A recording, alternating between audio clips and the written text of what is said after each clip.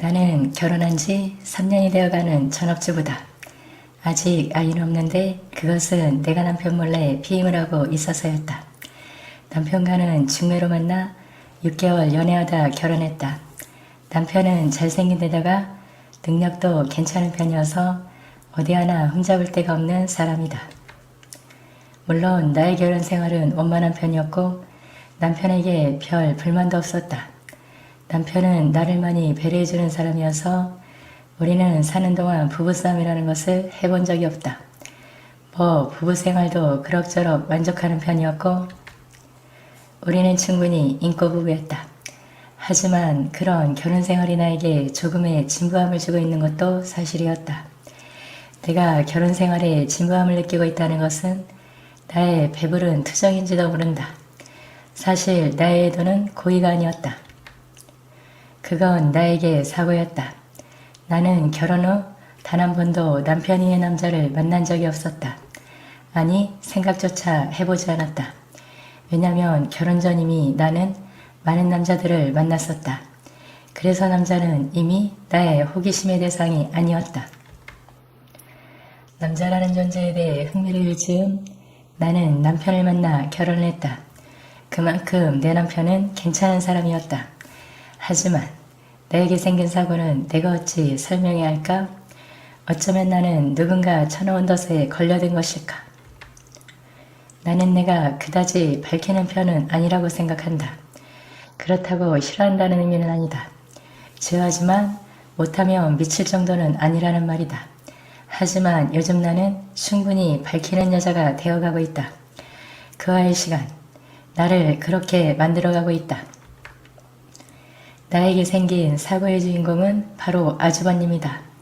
처음 내가 아주버님과 시간을 보낸 것은 나의 의도가 아니었다. 그것의 시작은 그랬다. 우리는 결혼 2년 만에 집을 장만했다. 32평형 아파트였다. 성실한 남편 덕에 일찍 마련하게 된 내 집이었다. 당연히 집들이를 해야 했다. 전날은 회사 사람들의 집들이를 했고 그날은 시댁 식구들의 차례였다. 남편의 형제는 모두 다 3살 터울로 위로는 현가 누나, 아래로는 여동생이 있었다. 사남매 모두 결혼해서 잘 살고 있는 편이었다. 물론 형제간의 우애도 좋았다.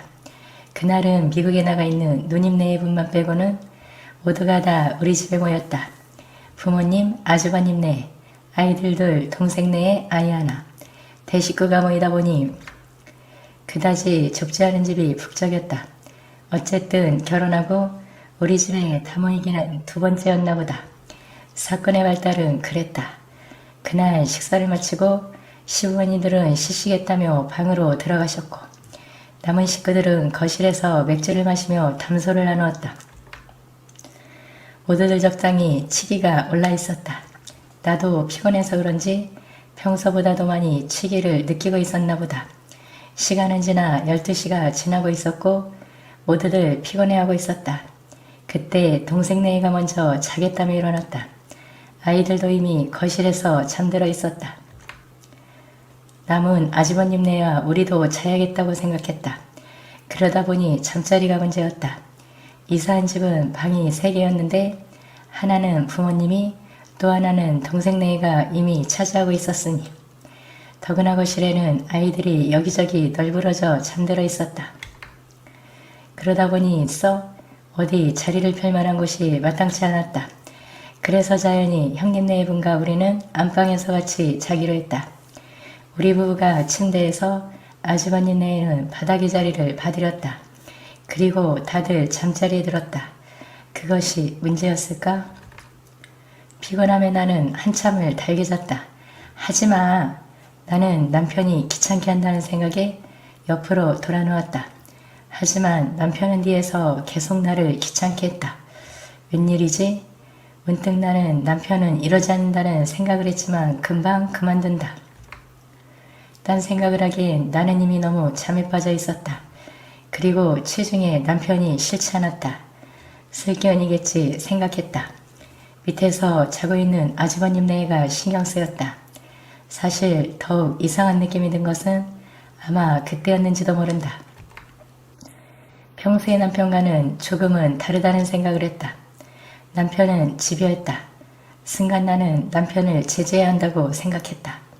그때까지도 나는 왜 눈을 뜰 생각을 못했을까? 왜 남편이 아니라는 생각을 못했을까? 나는 잠에, 술에, 또 남자에 취해 있었다. 남자는 별로 망설이지 않고 있었다. 그리고 그때 남자가 남편이 아닌 것을 난 바로 그 순간 확실히 알아버리고 말았다. 헉! 나는 눈을 번쩍 떴다. 잠이 와 달아났다. 그는 내가 남편이 아님을 알아챈 걸 모르는 듯 했다. 아니면 모른 척하는 건가? 남편과는 확연히 틀리다. 분명 그것은 남편이 아니었다. 어둠 속 나는 희미한 명암만으로도 그가 누군가를 알아버렸다. 분명 남편이 아닌, 하지만 남편을 너무 더 닮은 바로 나의 아주버님이었다. 저기 나는 정신을 차리고 아주버님을 멀리하려고 했다. 입다물어 그가 낮게 그리고 단호하게 말했다. 이 상태에서 그만둘 수도 없잖아. 하지만 조용히 해. 어차피 엎질러진 물이야. 아주버님은 중얼거렸다. 그런 후 그날 이후 나는 이렇게 되어버렸다. 나는 그날을 잊지 못하고 있었다. 아니, 잊을 수가 없었다. 다시 내미는 그를 거부하지 못했던 이유는 바로 그 때문이었다. 아주버님은 군대 가기 전에 친구들과 함께 인테리어를 했단다. 그 후로 아주버님은 여자와 그다지 원만하지만은 않았다고 했다. 여자들이 너무 달라붙던지 아님 도망가더라는 거였다. 그러다 보니 사실 아주버님은 바람을 피워본 적도 없다고 했다. 지금 와이프와는 중매로 만나 결혼했다고 그랬다. 형님과는 제대로 지내본 적이 없다고 했다. 그야말로 형님은 목석이라고 했다.